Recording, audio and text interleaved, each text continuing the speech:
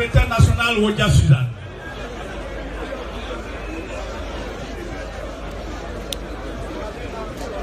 Merci, chers camarades. Je suis ici pour vous lire l'intervention que Daï Nestor, secrétaire national de la JFPI, a préparée, mais qui malheureusement n'est pas ici pour vous lire parce que depuis hier, il est hospitalisé après avoir fait les tournées de mobilisation. Mais il est de tout cœur avec vous. Il suit en direct cette manifestation.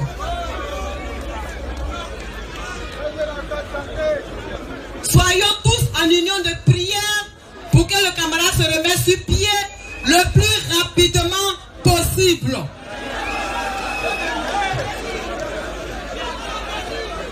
Omar, Simone et Yves Bagbo, deuxième vice-président du Front populaire ivoirien. Camarade Assouadou, secrétaire général du Front populaire ivoirien. Camarade Hubert Oulaye, président du comité de contrôle du Front populaire ivoirien. Camarade membre de la direction du parti.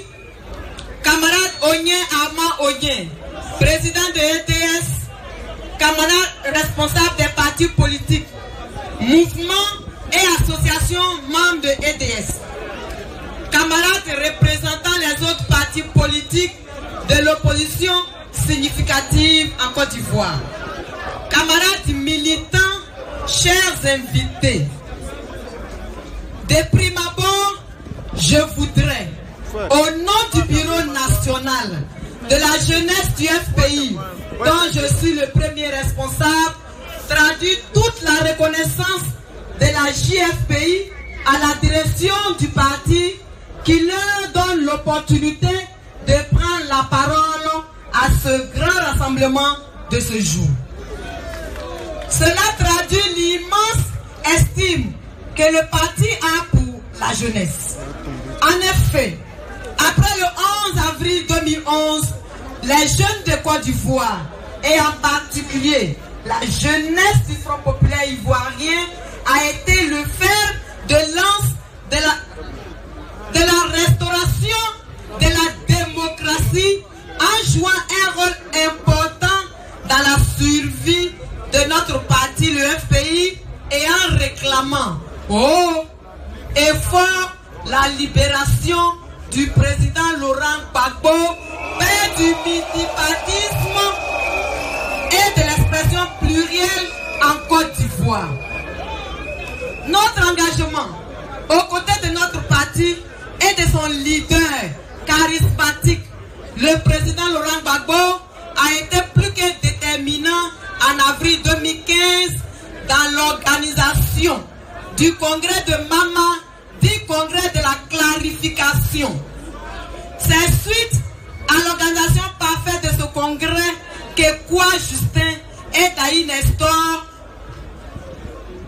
ont été arrêtés par le pouvoir et déportés dans les prisons les plus pénibles de Côte d'Ivoire, Dimbokro, Cap Pénal, puis subir les tortures inhumaines.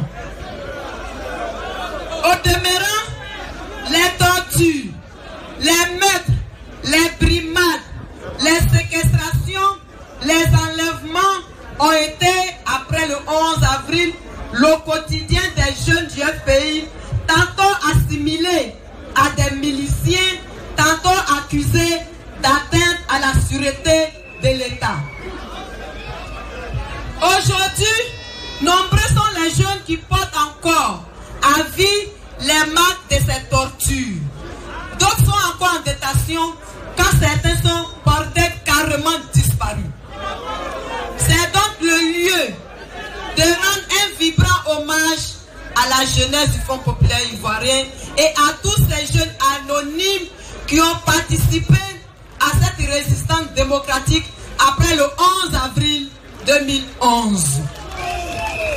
Honneur à vous, jeunesse du FPI. Honneur à vous, jeunes de Côte d'Ivoire. Aujourd'hui encore, les jeunes sont les plus grandes victimes de la gestion hasardeuse Ouattara. La formation au rabais de nos petits frères dans les écoles primaires, les collèges et lycées, avec une ministre de l'Éducation nationale qui elle-même a besoin de formation de base.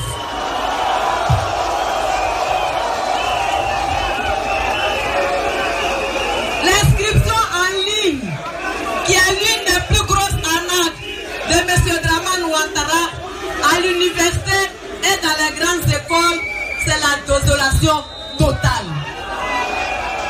Amphithéâtre insuffisant, pas de salle de TD. Les cours se prennent sous les gazons à l'air libre. Mauvaise application du système LMD avec son corollaire de plusieurs renvois d'étudiants à chaque fin d'année. Les orientations dans les grandes écoles ressemblent plutôt à un débarras du gouvernement des étudiants, car certains étudiants sont orientés dans les écoles qui n'existent même pas. Les bourses et aides ont totalement disparu. Les étudiants des écoles professionnelles et des centres de métiers ne sont pas les mieux lotis, car à la fin de leur formation, les fonds jeunes qui devraient permettre leur installation est alloué en fonction de l'appartenance au RHDP ou à l'ethnie. En un mot, les jeunes à ce niveau sont victimes du rattrapage ethnique. Les jeunes paysans ne sont pas en reste. La baisse des prix des matières premières, telles que le VA, le palmier à huile, l'anacade, le coton, le café et le cacao, et l'augmentation abusive des produits de première nécessité, tels que le riz, le gaz, l'huile, les met dans le dénuement total et le désespoir. La Côte d'Ivoire est devenue sous Ouattara un enfer pour les jeunes de Côte d'Ivoire.